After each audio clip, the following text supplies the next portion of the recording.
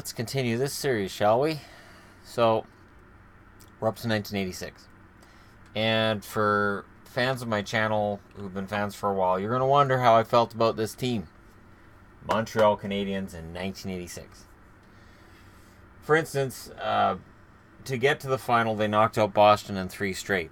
The first round was best of 5. They knocked out Hartford in 7, I remember that.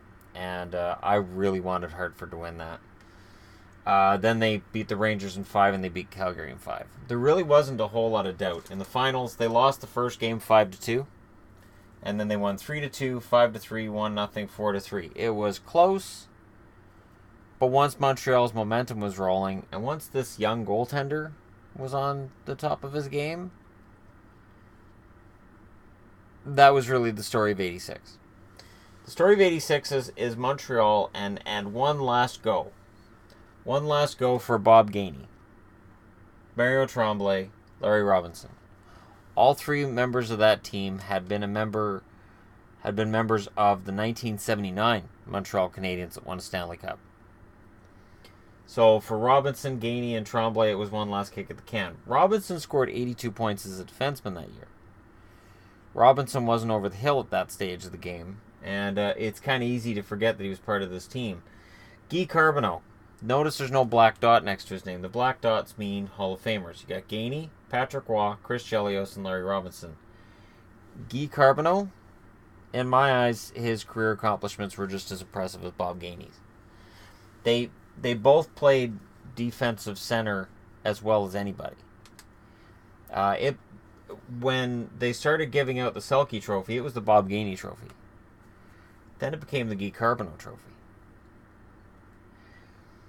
And it's a shame to me that Carbonneau never got in the Hall of Fame, just based on his defensive game. So when you look at the video I did earlier today about which current Hall of Famer or which current NHLers are going to make the Hall of Fame, that's why I don't put defensive centers as Hall of Famers.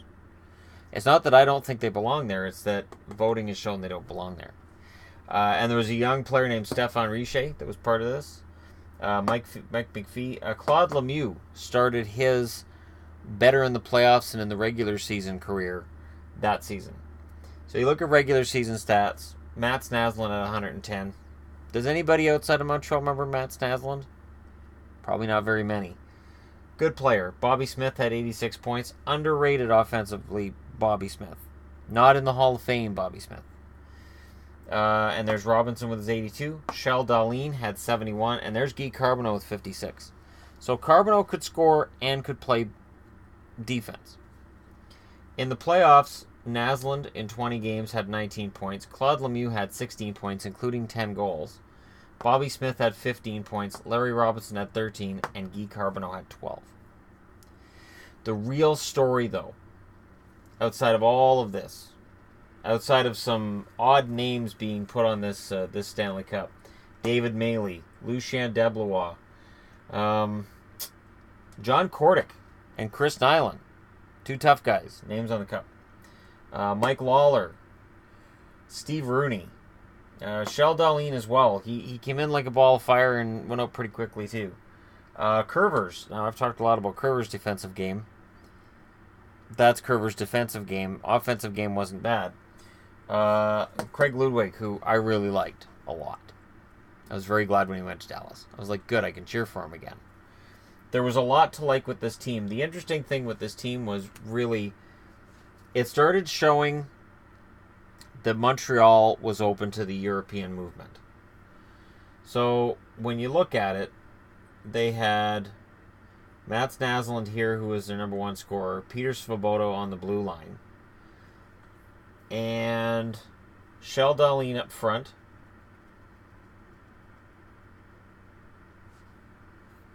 Yeah, and that's 3 more players than they normally had.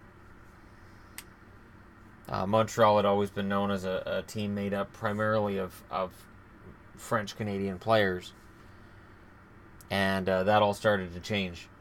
But the real story is Patrick Waugh. Patrick Waugh was 20 years of age. He came out of nowhere. He stole Steve Sotart's job. I remember, too, Steve Penny Penny came up. Penny was supposed to be the young goalie of the future for Montreal. Oh, Penny was going to be great. And he had one good playoff, and there was a lot of speculation that Penny was really going to be the guy. That Sotart was there as the backup, and Penny was going to be the guy. And then it didn't happen. Patrick Roy had an opening, and he took it. His stats in those playoffs that year, .923 save percentage and a 1.92 goals against. This is during the live puck era. This is when teams are scoring 4 goals a game. Patrick Roy, goals against average below 2, save percentage over .920, and he wins the Conn Smythe as a rookie. And again, I revisit the whole goaltending thing. This is where Roy's legend starts. I hated Patrick Roy because I couldn't stand the Montreal Canadiens. This season was the last season that I was mildly cheering for Montreal. Starting in '87, starting in the Cam Neely era, it switched. But this was a year that I genuinely was happy for Montreal when they won. I remember in the Stanley Cup Finals, where friends of mine and we were discussing who we were cheering for, and some of us were pulling for Calgary and some of us were pulling for Montreal. And those of us who were pulling for Montreal were asked, but they've won so many cups already, wouldn't you rather see a team win the first one? My response to that was, I liked guys like Ryan Walter. I liked Mats Naslund a lot. I thought the Patrick Roy storyline was fantastic. I loved Larry Robinson, Bob Gainey. I had Gainey in my mind. And I loved Tremblay at the time. And so did Montreal fans. That's the interesting thing. You mentioned Mario Tremblay now, and the first thing most Montreal fans are going to say is the Patrick Roy incident. And that he left him in net too long. But Tremblay was a player who won a number of Stanley Cups and was considered a very good two-way forward. Again, not a Hall of Famer by any stretch, but a very good player. So it was nice to see him get another Stanley Cup. It was nice to see Ryan Walter and Rick Green get Stanley Cups because they were the return for Rod Langway. When Montreal traded Rod Langway for Ryan Walter and Rick Green, and Langway then started winning the Norris Trophy regularly, while Walter and Green were considered to be a poor man's return for Rod Langway. This Stanley Cup went a long way because Rod Langway never won a Stanley Cup in Washington. Nobody wins a Stanley Cup in Washington.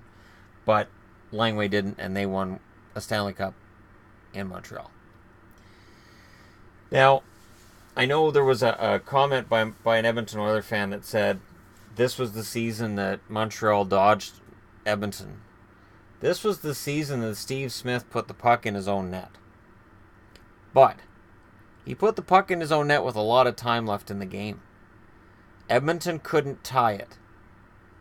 Edmonton lost that game 3-2. That vaunted offense, that incredible, explosive offense, snuffed out by Calgary. The Flames won that series in 7.